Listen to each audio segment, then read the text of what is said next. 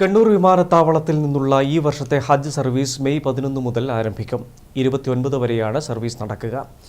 കണ്ണൂർ ഹജ്ജ് ക്യാമ്പിന്റെ സംഘാടക സമിതി ഓഫീസും മട്ടന്നൂരിൽ തുറന്നു. കണ്ണൂർ വിമാനത്താവളത്തിലെ കാർഗോ കോംപ്ലക്സിലാണ് ഇത്തവണയും ഹജ്ജ് ക്യാമ്പ് നടക്കുക. 3ാം തവണയാണ് കണ്ണൂരിൽ ഹജ്ജ് ക്യാമ്പ് നടക്കുന്നത്.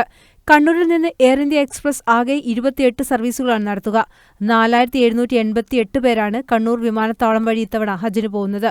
മെയ് 11 പുലർച്ചെ 4 മണിക്കാണ് കണ്ണൂരിൽ നിന്നുള്ള ആദ്യ ഹജ്ജ് സർവീസ്.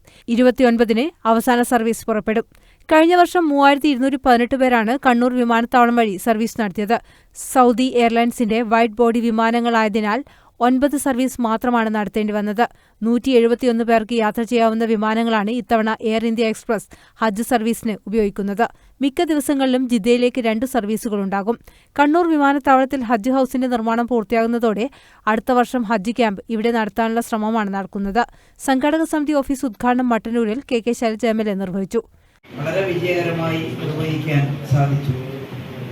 വളരെ സുതാര്യമായി മനസ്സ് തുറന്നും യാതൊരു തരത്തിലുള്ള വ്യത്യാസവുമില്ലാതെ റാഫി ഇവിടെ സൂചിപ്പിച്ചതുപോലെ ഓരോരുത്തരുടെയും മനസ്സിൽ തീർത്ഥാടകരുടെ സൗകര്യം മാത്രം അവരെ ഇവിടുന്ന് സന്തോഷത്തോടു കൂടി പറഞ്ഞേക്കുക, നല്ല രീതിയിൽ ഹജ്ജ് കർമ്മം പൂർത്തിയാക്കി തിരിച്ചു വരിക എന്നത് മാത്രം മനസ്സിൽ ലക്ഷ്യം വെച്ചുകൊണ്ട് എല്ലാവരും ഒരുമിച്ച് പ്രവർത്തിച്ചപ്പോൾ ആദ്യത്തെ തവണ തന്നെ നമ്മൾ വിജയിച്ചു.